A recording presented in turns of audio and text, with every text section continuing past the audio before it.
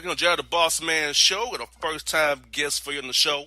Met this brother at Titans training. He came out, I was there for a couple of days. He is now the ESPN.com Titans reporter, Turron Davenport. Brother, what is good in the Ville, man? Talk to me.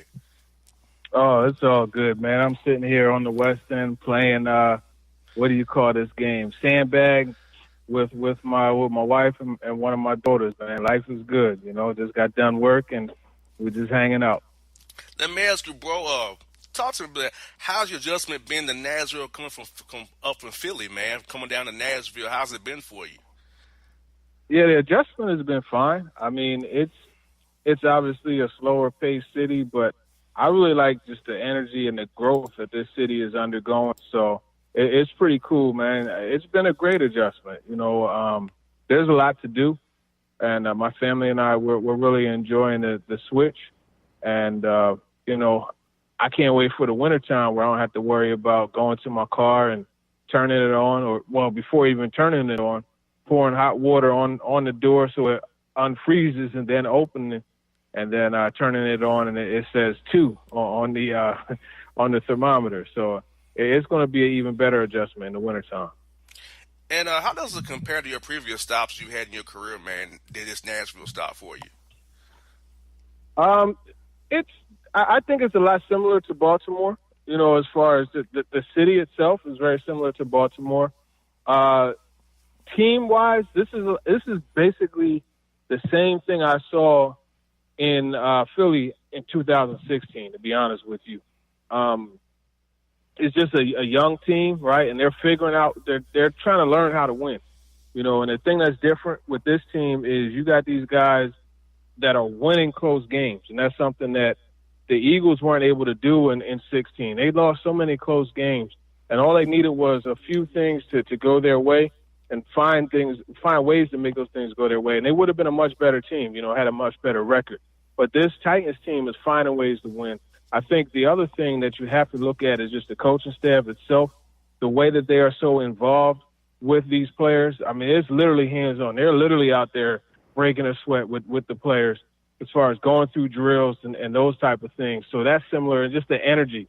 I came in right after Chip Kelly and the crew left in Philly, and I'm coming in here right after Mike Mularkey and that crew left. And it's the same type of vibe in the building where everybody is so refreshed. The different people I talk to, they talk about just, having a better mindset, a more upbeat mindset and feeling a part of something special. So those would be the similarities for me.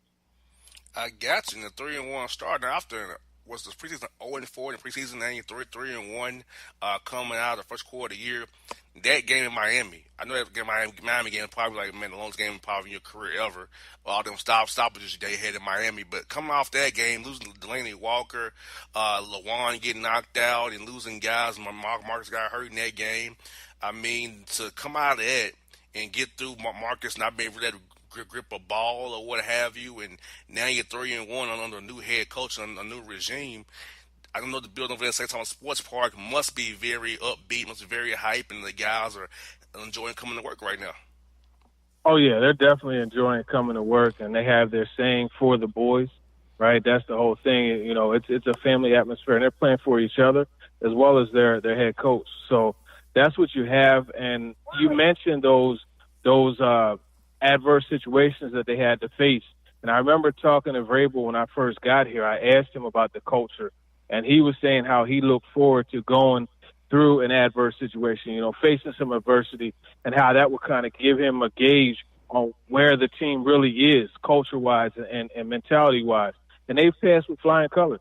I mean, anytime you could go into a game without your starting quarterback and figure out a way to put enough points up to beat a division rival in the Texans, you've done an excellent job. And then when you have your backup, turn starter, get knocked out, and you come in with Mariota and you beat a team like the Jaguars and they come back and do what they did against the Eagles, coming back from 14 down, the character has been formed with this team, and I think it's really showing. So I'm definitely impressed. I think this is a team that should be in the top 10 rankings at the very least, because you look at their back-to-back wins, and they're a solid team, a complete team. If they can continue to score points on offense, that defense is legit. So it's going to be interesting watching how the next 4 games play out for the Titans. And speaking of that perseverance through injury, Turron is like losing Delaney Walker, losing Johnathan Cyprian out there. Vaccaro's now hurt. Different guys getting injured. Dennis Kelly was even out with an illness. I mean, and now you're losing guys left and right, but you're still keeping on going. That mentality of next man. I know it's kind of like life keeps going on, next man up, but Bama to replace these guys, I think the coaching of the staff, the scheme is helping and the guys buy in because losing like I'm seeing it with Atlanta, and we're going to tank right now, but you guys are persevering through the injuries and still winning games at a good level there. Yeah, those guys are doing an excellent job of fighting through the injuries and just finding ways to make it work. I think that's really the key. When they lose a player, they find a way to work around it. And it really is that next man up mentality. And that's just, again, it goes back to that coaching staff. But I think John Robinson, the GM, deserves some credit, too, just for how he was able to load that roster. I mean, they're going now to their number 3 safety. You know, they've had 2 guys hurt. They're going to the number 3, Kendrick Lewis, who coincidentally is so familiar with Dean Pease because of their time in Baltimore. He could step in and be the starter. Now, he may not bring the same spike against the run that Kenny Vaccaro brings, but he's still going to be a legit option. And then they have the backup, Dane Cruikshank, that could, the rookie that could come in and play too. So John Robinson has done a great job stacking the roster. One of their best pass rushers was a second-round pick in Harold Landry, and he's doing really well too. So they've done an excellent job. And speak about Marcus Mariota's development as a quarterback, and do you feel like now he's secured a Titans on a second contract? Because his 5th-year option comes up next year. And do you feel like around the building people believe that Marcus is the guy going forward? No need to draft a quarterback in Tennessee now. Yeah, I think he secured that deal because if you look at it, even before that game that he had this past week, you look at the Jaguars game, right? And he came in and he was such a factor late in the game. His run, his completion to Corey Davis, to both of which were for first downs, in key situations. They found a way to let him be showcased, and that's really what it was all about, and bringing Matt LaFleur in. And you're going to see Mariota statistically continue to elevate because he's going to get more and more comfortable in this scheme. So the whole thing around whether or not he's earned a contract, he definitely has. Now, it may not be a huge one like Aaron Rodgers, rightfully so, but I think along the lines of Ryan Tannehill, a Kirk Cousins type of deal, I think he should more than easily be able to fetch because, end of the day, when I look at him and I look at Kirk Cousins, I think Mariota's the better quarterback, to be honest with you. I can go with that because you like that? Nah, Kurt, I hate that, brother. You're not that good. Hey, look, you just look at crunch time, that's when Kirk crumbles. You got there right. Now, look here, come this week, you can start off second quarter of the season, week 5 with the Bills. What are the keys this week's game against the Bills, Turron? Oh, yeah, it's pretty simple. In watching a couple of the games against the Bills, really what you have to do is just blitz those interior gaps. Send your inside linebackers in there to get that instant pressure. You also have to mix in those nickel blitzes, blitz your corners, because the problem that Josh Allen has is he's not the best at diagnosing the blitz. And not being able to diagnose it, you obviously can't figure out a solution to it. So he doesn't know where his hots are all the time. So you could create different situations where, you'll get a sack or you'll force him to make a bad throw. If you watch the Packers game, they blitzed Martinez the one time on the interior blitz. They flushed him out the pocket. And his big arm, that's a gift and a curse because using that big arm, he thinks that he can make some of these throws that he was able to make at Wyoming when they're going against Utah State. It's a little bit different. You can't throw across your body in the middle of the field when you're, running to the opposite side and not expected to get picked off. So those are things that you have to do. Defensively, I mean, they're a sound unit. You really have to establish the run. Really, it's going to come down to, finding ways to free Corey Davis up against Trey Davis-White. White is a very good corner, so you got to mix in some of those bunch formations and run some of those rub routes and force them to switch off. So now you got Davis, in a better situation coverage-wise, and you could also move him across the formation like they did. You look at that touchdown against the Eagles. He was number 3 on the trip side. He ran that deep over route. They got him matched up against Avonte Maddox, a 4th-round pick, and reserve safety, and they took advantage of it. Last one I got for you, brothers, is so Titans outlook the rest of the year, bro. You think they're gonna make the playoffs, be a wild card team, win that division? What's your feeling about the team for these last 4 games of the year, bro? Yeah, I think they'll be a playoff team, a wild card team at the very least. I mean, they should definitely challenge for the division. You know they have this history against the Jaguars, and I think Jacksonville really is the only threat within the division. So I wouldn't be shocked if they win the AFC South. I don't know that they'll go that far into the playoffs, but, I mean, once you get into the party, you never know. And the thing is, they now have a year of playoff experience. So they got a pack-and-play team, too. You know, you look at their ability to run the football and play strong defense. So that definitely will help them go on the road anywhere and take a crowd out immediately. So if they have to go to Arrowhead, or if they have to go to Foxborough, that works in their favor. No doubt. Well, Turron, thank you for joining the show today, man. Look forward to doing it again with you down the road, and I'll see you in November for that Patriots game up there, man. Yes, sir. I look forward to it. Thanks. All right, bro. Have a good one, man. You too. All right, it's Turron Davenport, people, on the Bossman Show.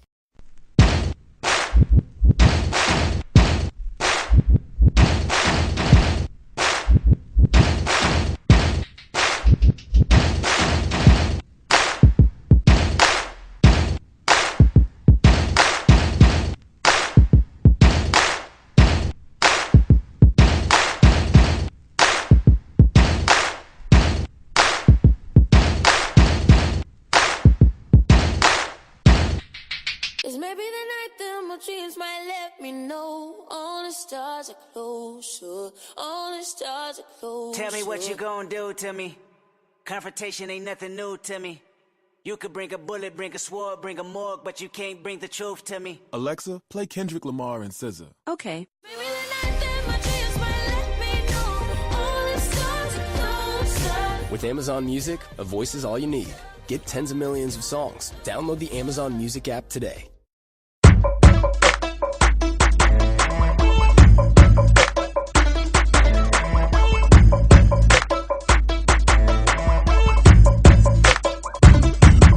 What you doing?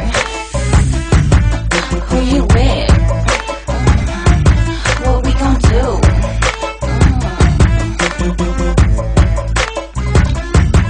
What you doing? Who you with? All right, folks, we're back in the Bossman Show. We're joined by, I guess you ever had before the show, Keith Smith. He's from Real GM. Does the NBA front office. He talks about, he has the cap numbers for you.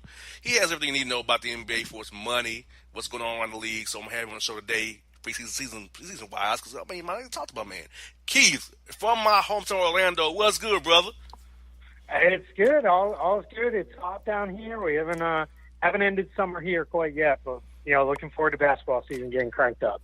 Yeah, man, I left home in July, man, to come back up here for Falcon training camp, and I was like, I miss it already. I need to get back to Lake Apopka and hang out a little bit with my family down there, man. I miss it already, man. Yeah, it's definitely it's become home for me too. I've been here for almost 20 years, and it's become home now here too. So I hear you. Now, Keith, I want to talk to you first about the Patrick McCaw situation. I think Keith is weird. Dude, you're a 9th or 10th man on the championship team. Why are you playing hardball? There's no money out there for you. They offered you a 2-year deal, second year $9 guaranteed, and you're playing hardball. Where are you going to get more minutes than you get in Golden State at this point of the year? I don't get his whole point, Keith. I feel like he's getting bad advice, and ultimately he's going to be out in the cold with nothing if he does not get his mind right inside and do something here coming in real soon. Yeah, no, and it's definitely a head scratcher. We're all kind of wondering what's going on as it approaches that deadline to sign his qualifying offer. That was what most people thought. All right, well, he'll come around, and that's what he'll sign, and that's what he'll play under for the 1 year. But then McCaw let that deadline pass, and now he's just sitting there, still a restricted free agent.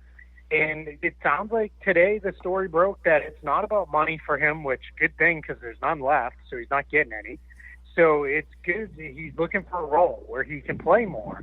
And the challenge for him right now is there's probably not a team that's going to play him more than the Warriors might. The Warriors, despite being the best team in the league, they don't have a lot of bench depth like they've had the last couple of years. So McCaw there is locked into a guaranteed role where he's probably going to play somewhere between 10 and 20 minutes a night.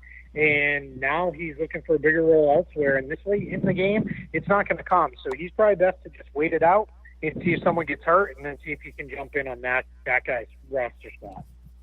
Now, Keith, will Golden State match the offer he gets elsewhere? Since he is restricted, could they match it and bring him back to them anyway, or is that dog and hunted already with him?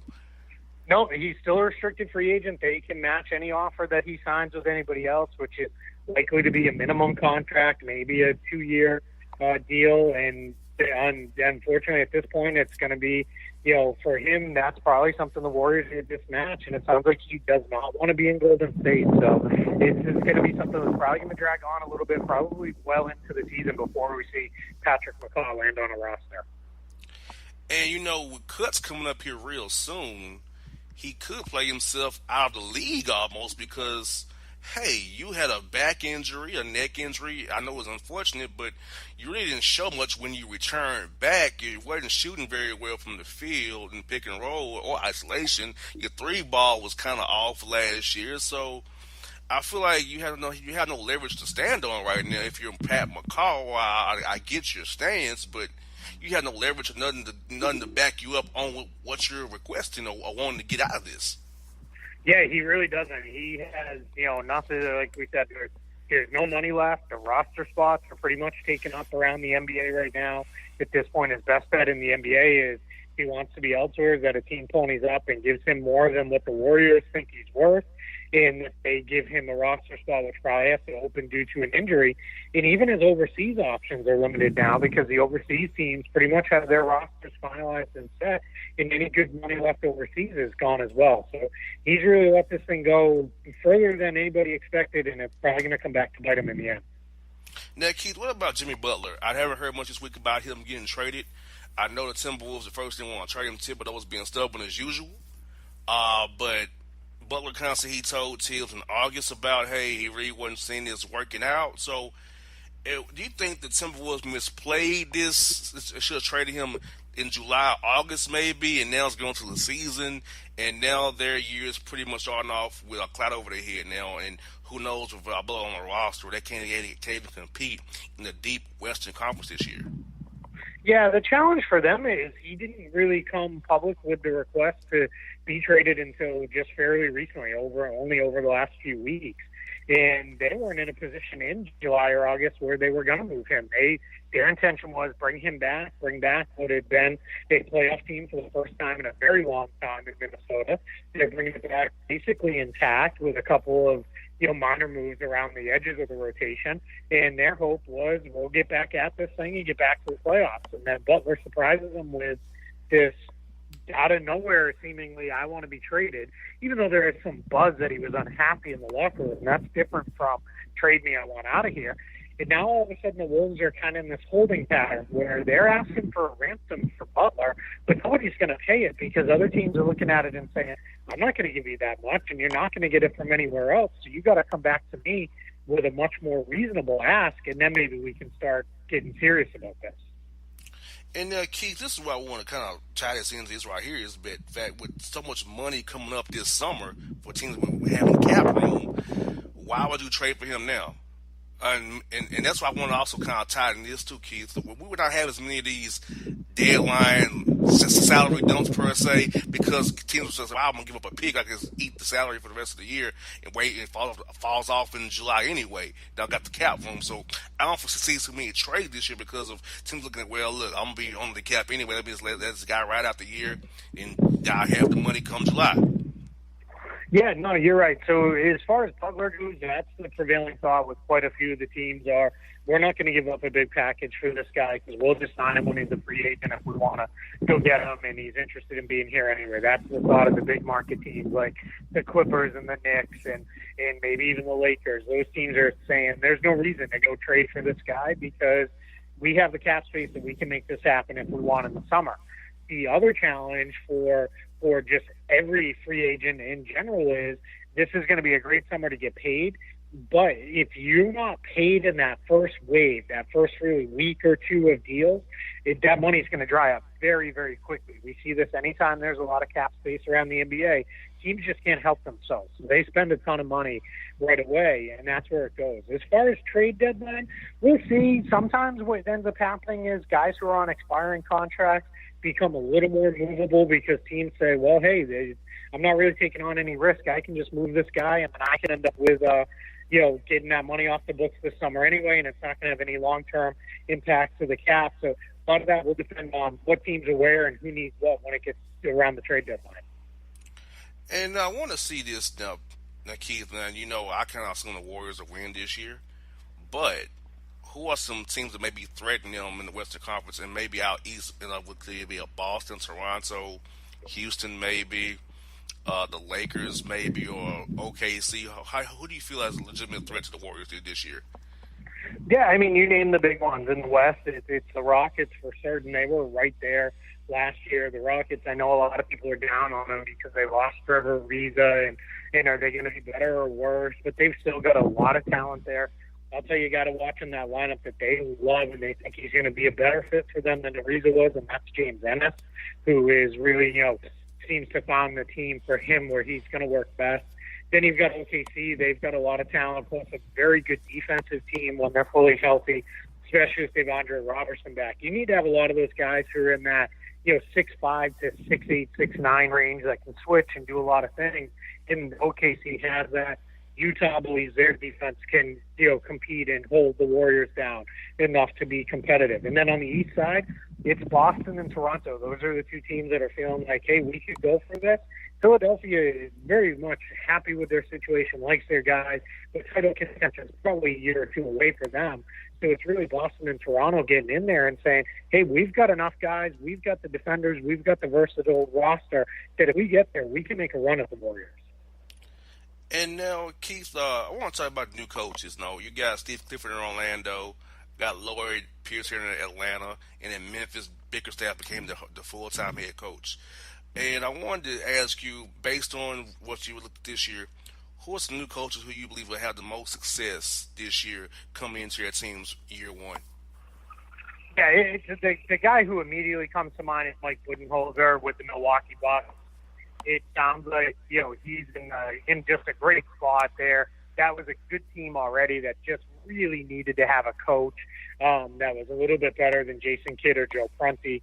So Coach Bud's going to do a really good job there.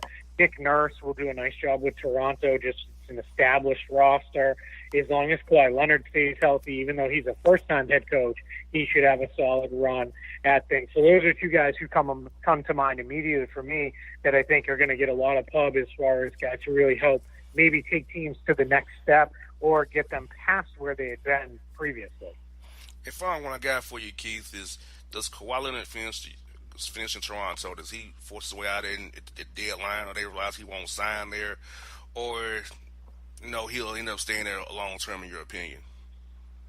Yeah, I don't think he's going to force his way out of the deadline, but I don't think he's going to be there long term either. I think what you'll see is Kawhi will have a nice season for the Raptors, probably have them competitive and in the mix for the top of the Eastern Conference, and then I think you're going to see him move on after that and head back to the West Coast. That seemed how this was going to play out all along.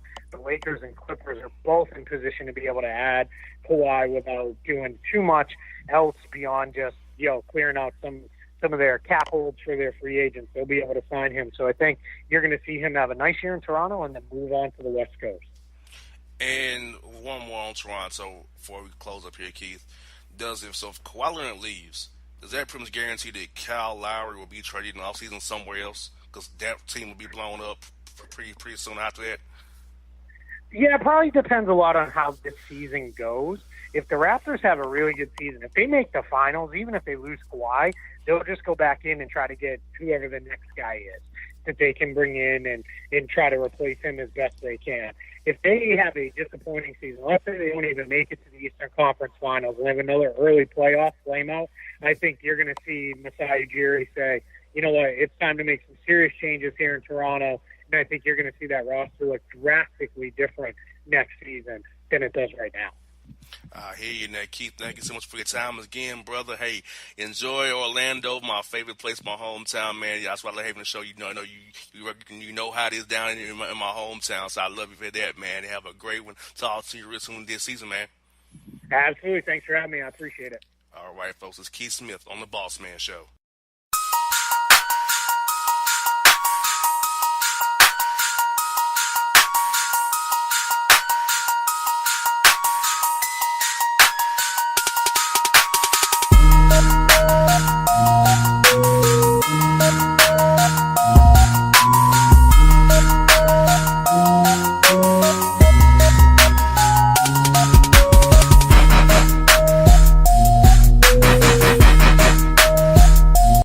Your yard took a real beating this summer. Luckily, Scott's Turf Builder Winter Guard has your back. Just feed your grass with Scott's again this fall when the air is cool and the soil is warm. It's the perfect time to give your lawn a boost. If you do, Winter Guard will give your yard the nourishment it needs to help weak, thin grass recover and support root growth, giving you a greener, more resilient lawn both now and next spring. Guaranteed. Grab a bag of Scott's Turf Builder Winter Guard today. You'll be back to barbecuing in no time. This is a Scott's Yard.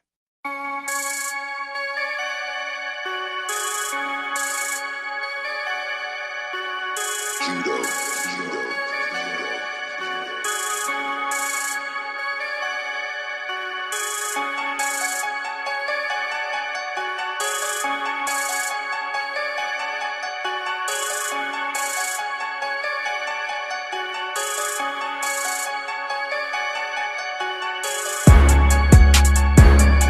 Was back in the jail, the Bossman Show, but you're joined by a good friend of mine who's just moved to Dallas, Texas, Fort Worth area to work at NBC down there, sports covering TV, doing the Cowboys, the Mavs, the Stars. I was from Dallas, my man Paul Jones. Paul, how you doing, brother?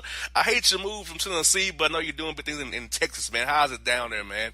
Boss, it is fantastic. I'm enjoying it. I've been here about 6 months after 16 years in Nashville, and, I miss certain things about Nashville. Great city, but it's hard to beat the sport here in DF-Dub. You got that right. You got Dallas Cowboys, America's team. You got the Mavs, the Stars. You got a lot going on with TCU around the corner. SMU's coming up. You got a lot of sports in that hub like that's really big and going for you guys down there in Dallas. Yeah, we just need a winner. That makes it a whole lot more fun to cover. And, after last week, I think Cowboys fans are a little more hopeful. They were kind of in an ebb and flow in terms of emotions for Cowboys fans. After the opener in Carolina, people were pretty down. Then after the Cowboys beat the Giants on Sunday Night Football the following week, people were talking about going to the Super Bowl. And then that talk calmed down after the loss to Seattle, and then finally a win last Sunday against the Lions. Although the fact that was as close as it was would temper a little bit of my enthusiasm if I were a Cowboys fan. And I guess I am a Cowboys fan to a certain degree. It's good business, right? You got that right. Now, offensively now, I'm looking at the offense. I just feel like they need somebody who can stretch that field. Chance Williams is missing off the field, personal reasons, whatever Jason Garrett said today.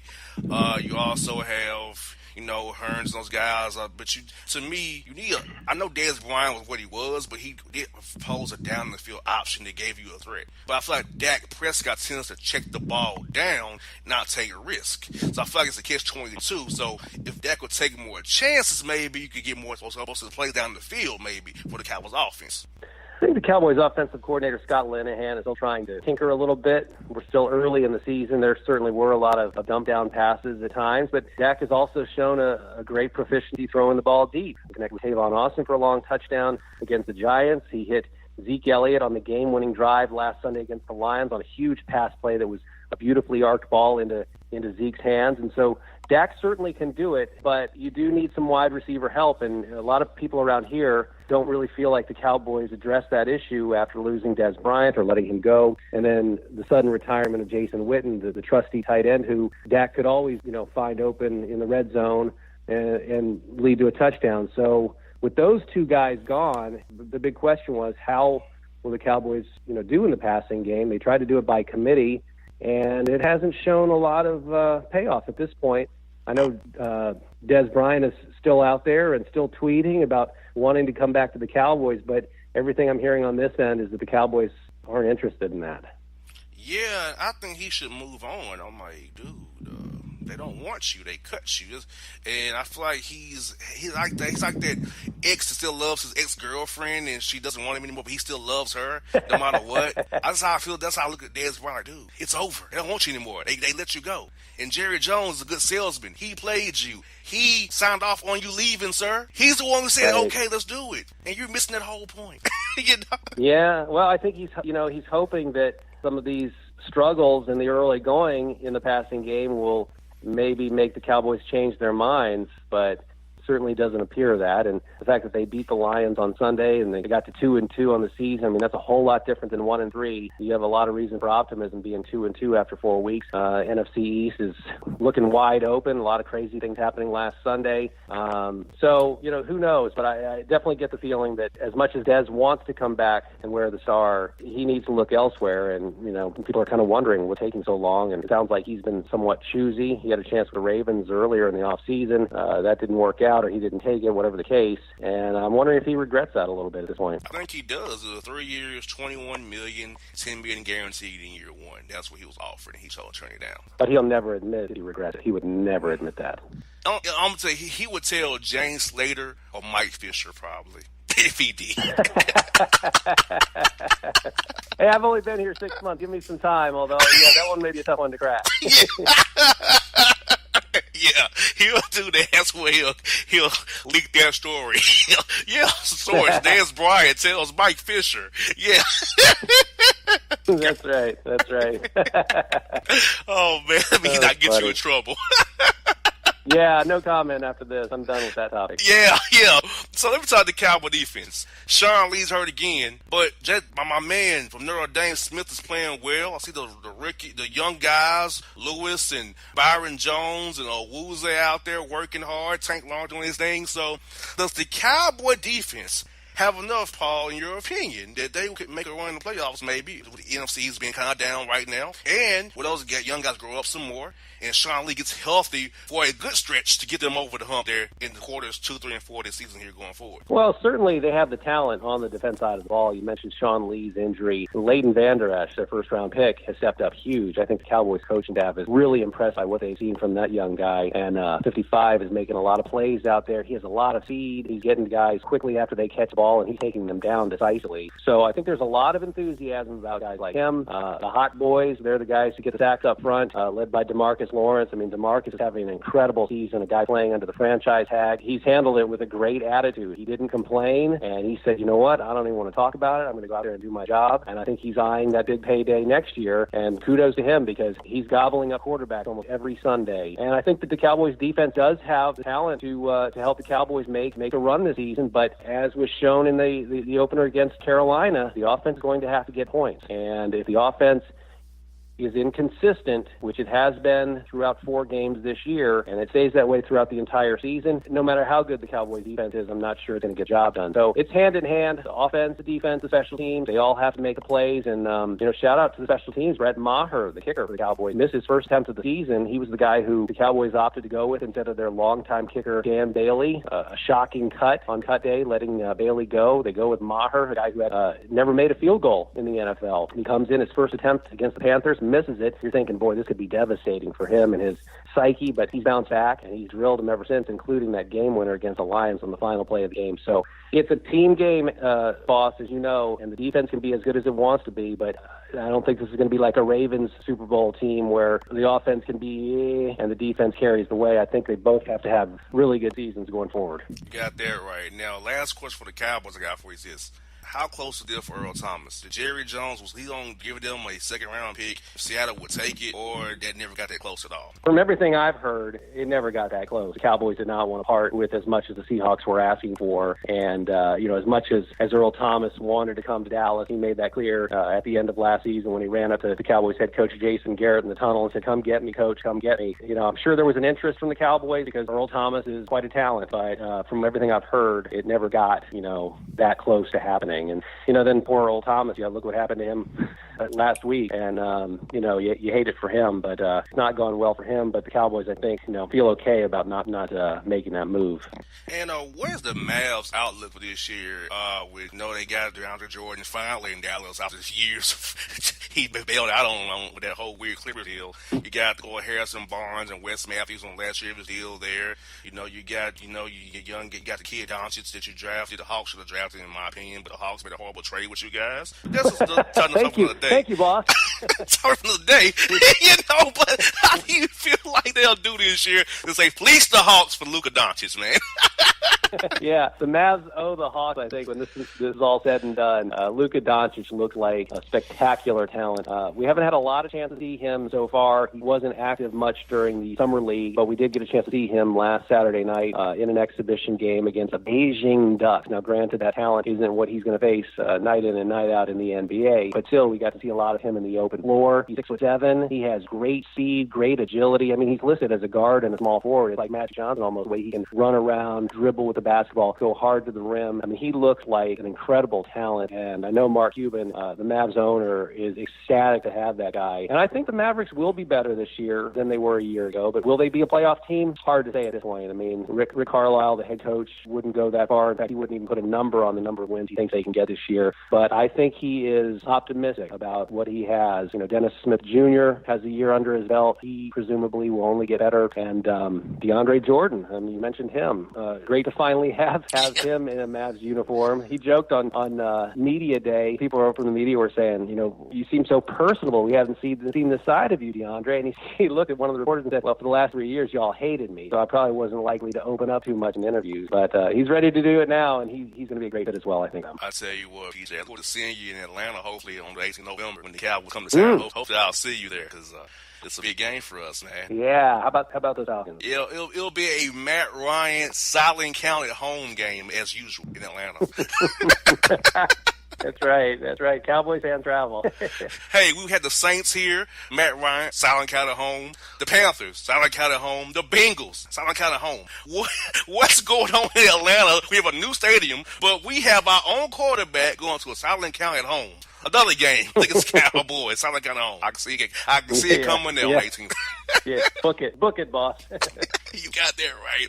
Hey, man, good to see you on the show. Congrats on all your success in Dallas, man. I've been following you on Twitter, of course, and hopefully our man Rafa Nadal can be healthy for Australia and get that number 18 Grand Slam for us and catch the Fed man himself, as BG calls him, RF 2.0. It's going to be interesting. We got 20 for Fed, 17 for Rafa, and now Djokovic coming back strong, 2 this year. Now he's up to 14. It's going to be interesting how it all shakes out when all those guys are finally done playing. But at the rate they're going, boss, they may play till they're in their 40s. Who knows? Hey, I'm telling you, man, the Australia 5th set and the 5th set against Djokovic at Wimbledon hurts my heart for Rafa. I know. Don't bring it up, man. A Dallas guy, I think, played a role in Rafa not winning Wimbledon this year. John Isner, as you know, has moved to Dallas. His wife is from here. They recently just had a baby. And, if I fully believe if Isner and Anderson hadn't been the first match on that day and lasted so long, that Rafa Djokovic match would have gotten played with the roof open. Yes, and indeed. As you know, Rafa's a different guy with the roof open than he is with the roof closed. And he still almost won the match even with the roof closed. But I think he would have had the advantage if that Anderson-Isner match had ended maybe in 3 sets instead of 5. We need a 5th set tiebreaker. We need it. Oh, absolutely.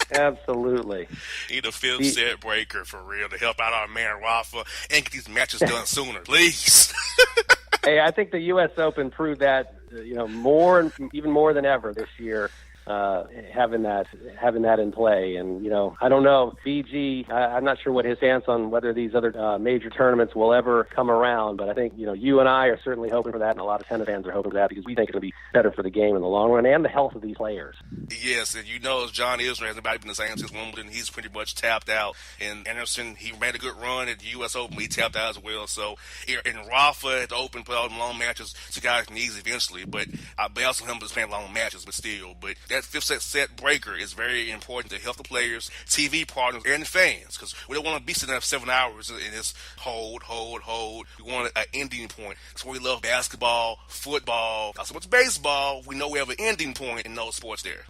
Oh, and the drama, the build-up, when these players reach 6-all in the fifth set, when you know it's heading to a breaker, it's incredible television. And how the players function in that moment, knowing that the match is potentially only 7 points away from ending, is amazing to me. It's great theater, and, I definitely hope they get it together and make that call at some point soon. Yes, it will. PJ, I'm tell you, man, thanks for coming on the show. First time on the show. I'm glad to finally get you on the Bossman Show. We'll talk again Cowboy Falcon week. We got to talk again that week for sure.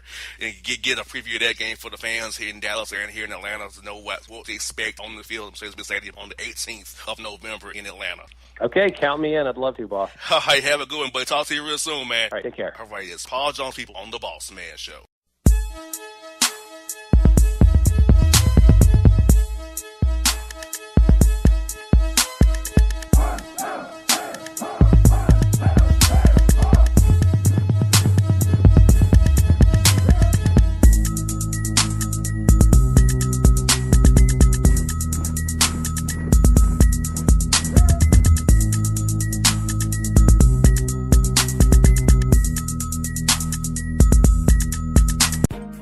A gorgeous tan from Suntan City gives you an inner glow that relights the fire when you run into your first crush.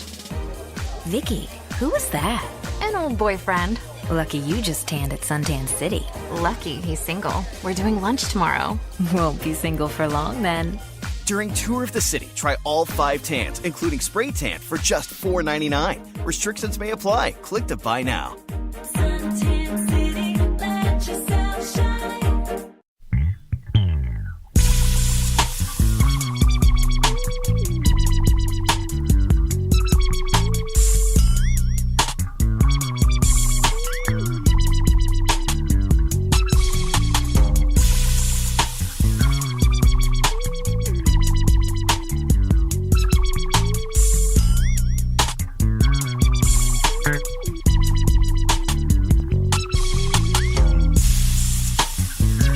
All right, you folks, back on the Bossman Show.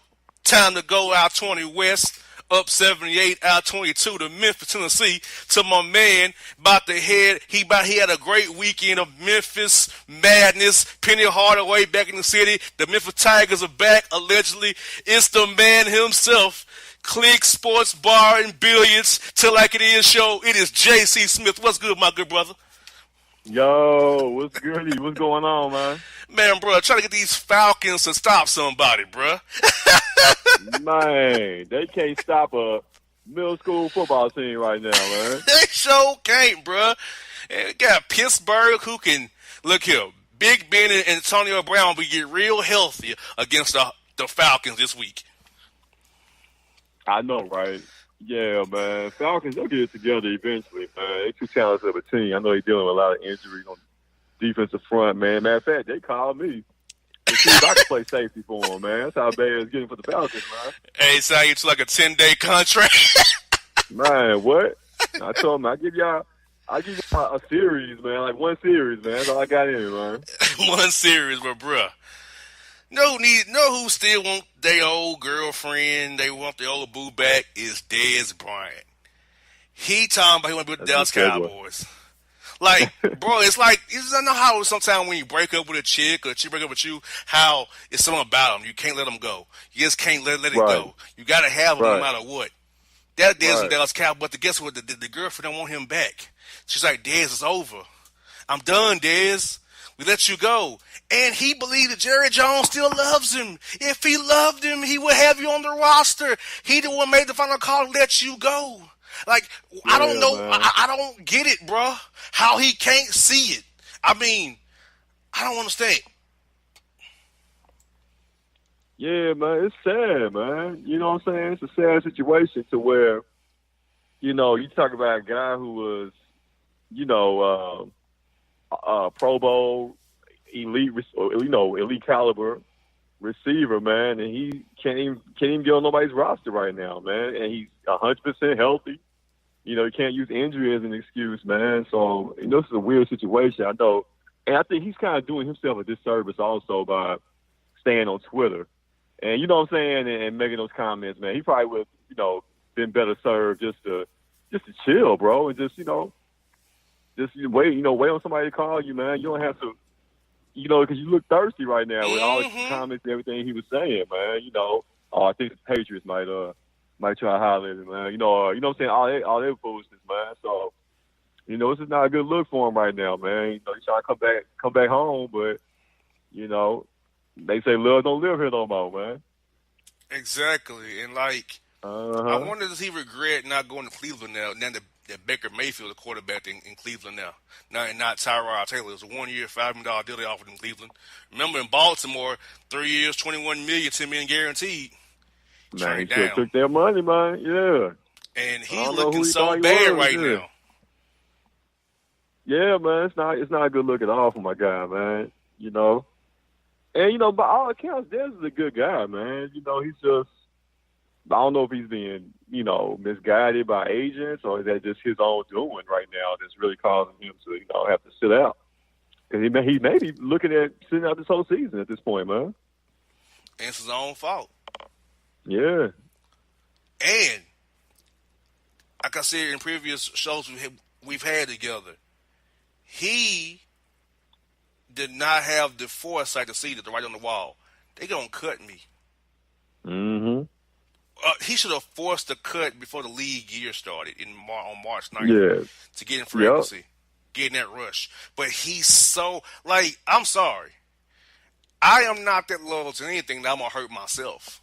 Exactly, man. And I think it's, you know, a little loyalty, you know, kind of blinding him there also, not realizing it's a business. And these folks will cut you, you know, in a heartbeat, man, you know, without thinking about it. You know what I'm saying? So, you know, I hope that, you know, he can bounce back maybe next year. And because, you know, he's 29 years old. He's still relatively young, you know. You know, maybe his best years are behind him, but he could still be a, you know, red zone threat, man, guy that could be, you know, potential, you know, double-digit touchdown, you know, a season type of guy. You know, but he's got to, you know, just latch on to the, you know, the right team, man, and you know, and all that good stuff. But his days as a Cowboy, they're definitely done, man. And if Dez was to know how loyalty means nothing and business means anything, look at Earl Thomas. The guy left his heart and soul out there for the Seahawks. They wouldn't pay him. He breaks his leg again, second time in 3 years. Gives them the bird on the cart on the way off the field. Then think about it, what happened to Seattle. A lot of their bad moments have happened in Glendale, Arizona, University of Phoenix Stadium. The Super Bowl, Sherman's Achilles injury, and Earl Thomas. The Legion of Boom literally died in Arizona. Exactly. And what are your thoughts on that, bro? That was sad. That was sad also, man. You know, I was hoping that Cowboys could have made a deal for him. He showed why we needed him by a 2-interception game he had against us there. But, yeah, man, you know, like, and could this possibly be, you know, the end, we're talking about the end of an era for the Seahawks defense. It's the end of career for, you know, for my man Earl Thomas now at this point, you know, because it's going to be hard to bounce back after two major knee injuries there, man. So, you know, and another question, boss, if his career is over at this point, is he a Hall of Famer in your eyes? I mean, if Sherman get in the Hall of Fame, he owes half of the jacket to Earl Thomas, who covered that at middle for him. Because Richard Sherman is a cover 3 zone corner. Don't make no mistake about it. It looks like it's man. It's cover 3 zone. Okay. Exactly. So exactly, man. He owes half a jacket to Earl Thomas covering that middle 30 for him, while Cam Chancellor down at the line screaming stuff in the run. No doubt. Yeah, bro. Exactly, bro. We kind of touched on it jokingly off the air, bro, but the Atlanta Falcons, bro, the Dan Quinn. Now, I like Coach Quinn personally, bro, but on game, I feel like he fails on game day. Like, he makes decisions that does not help us out. Like, going forward in the first half on 4th and 5 on your own territory, but then not going forward, and then they'll get conservative with it before the half. Then fourth quarter, just run the ball, not making the Bengals make them call a timeout. I feel like he does. When it comes to offensive decisions, he's not good at them. Defensively, fine. You play what you play from Seattle. But offensively, when it comes to like time management, key decisions, coaching wise, challenge wise, he doesn't give us advance on game day, bro. No doubt, man. Hey, like I said, man. Hey, bro. Run that back. I got distracted. Run that back, man. Say it one more time for you, bro. Hey, bro. I think my man see the big booty wherever he was at, people. He saw him wagging, and he got distracted. I got distracted, bro. Run that back one more time, man. And I was talking about Dan Quinn, man. The Falcons on game day, how he's just not a good game day manager. Does not give you advantage on game day coaching wise with the situation on like going forward on fourth down on side of the field in the first quarter, timeouts, use when they use them, not to use them, going conservative at the end of the halves, and when Matt Ryan can push the ball down the field. So what are your thoughts on Dan Quinn, his coaching style, and could he be on the way out in Atlanta? I wouldn't say on the way out. I think his coaching style leaves, a lot to be desired. You know what I'm saying? 'Cause, he came in primarily as a defensive-minded coach there. Game management, not necessarily his expertise. But I wouldn't say on the way out. I mean, the Falcons are still a playoff team, when healthy. You know what I'm saying? And maybe, it could still be, just that Super Bowl hangover. It's been over a year, but to lose a Super Bowl like that, man, can still, linger.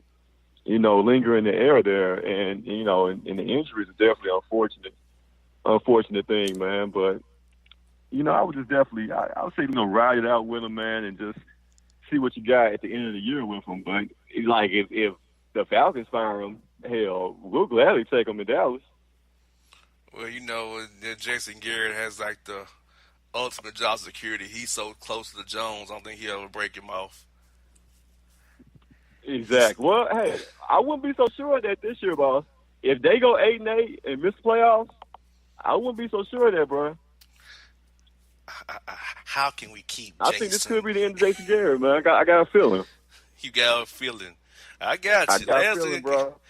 Hey, I just hope they lose to the Falcons on the 18th of November. All I hope.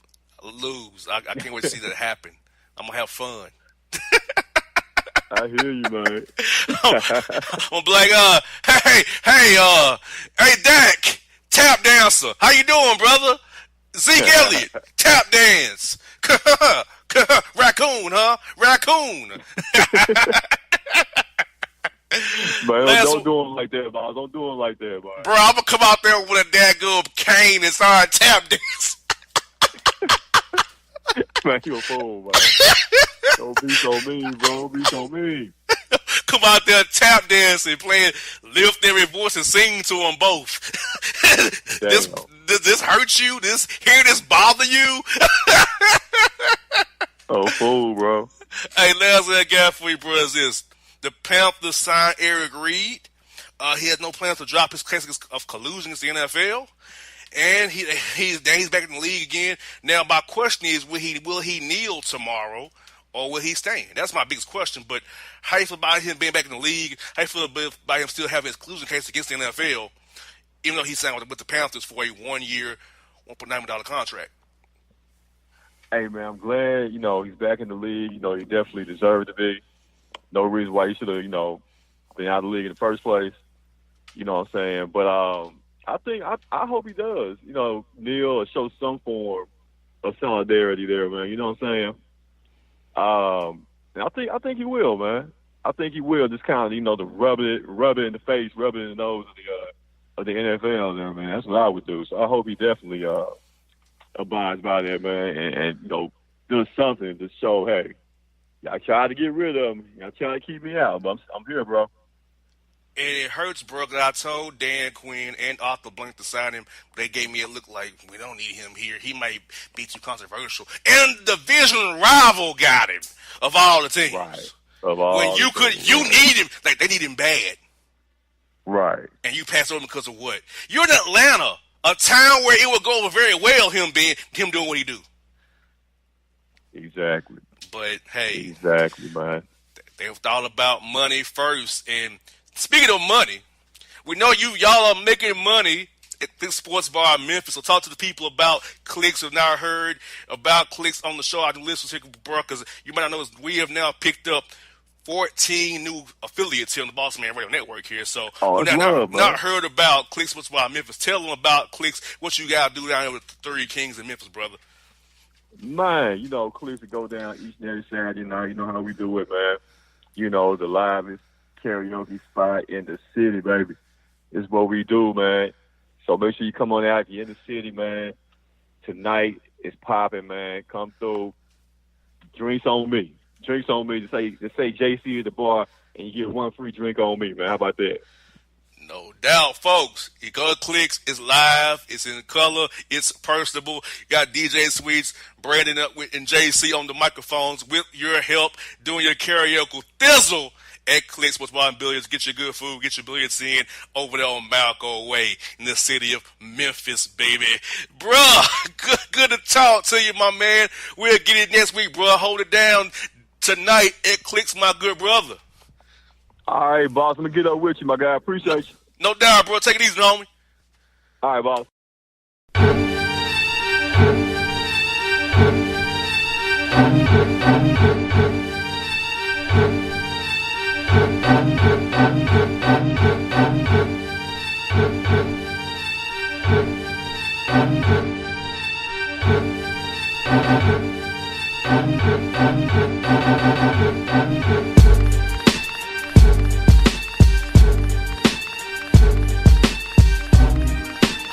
When you're a teen, you finally get to make some of your own decisions. Who are you going to hang out with? What do you want to be? Are you going to glance at that text while driving? Remember, a split second is all it takes for something tragic to happen. Be in the zone. Turn off your phone. Visit childrenshospital.vanderbilt.org/BITZ to learn more about our teen driver safety program. Brought to you by Monroe Carroll Jr. Children's Hospital at Vanderbilt, the Ford Motor Company Fund, and the Allstate Foundation. Hello, my name is Travis Williams, President and CEO of Academics and Athletic Consulting, focusing on educating and empowering tomorrow's collegiate athletic leaders. My passion is for the education and genuine concern and care for today's student athlete. It's the centerpiece of my life's work. A college education, both in and out of the classroom, is a truly rewarding benefit. For more information on AAC, you can go to www.academicsandathleticsconsulting.com. Once again, www.academicsandathleticsconsulting.com. Or you can follow me on Facebook at Academics and Athletic Consulting, or Twitter at Coach TWill24, or Instagram Travis L. Williams 24. Or you can call me at 404-542-6079. Once again, AAC is very proud to partner with J.R. McHenry of the Bossman Radio Show, covering sports and entertainment across the country. Please tune in weekly for informative, entertaining, and expert analysis on today's sports and entertainment topics. Thank you. Yeah, it's your man JC, the host with the most, baby, and it goes down each and every Saturday night right here in the city of Memphis. That's right, y'all. It goes down at Clicks Sports Bar Memphis, baby. 3705 Malco Way, Memphis, Tennessee, 38125. Come out and join us, the Three Kings, each and every Saturday night for the livest karaoke in the city. Everybody gets in free till 10 p.m. Only $5 after. Great food. We got drink specials. We got all kind of games, man. We got the pool tables popping. Whatever you want, we got you, man. Come on out. Have a good time with us each and every Saturday night. That's Clicks Sports Bar, Memphis. For all your photo, video, and voiceover needs, check out the fine folks at Blueberry Productions. They will take good care of you. If you don't believe me, you can see for yourself. Check out their work at blueberryproductions.tv, the Facebook page, Blueberry Productions, also a Vimeo page, a YouTube page, and it's Blueberry, BLUBERRY, Prod on Twitter. Check them out today. Blueberry Productions, great people, great work, great service.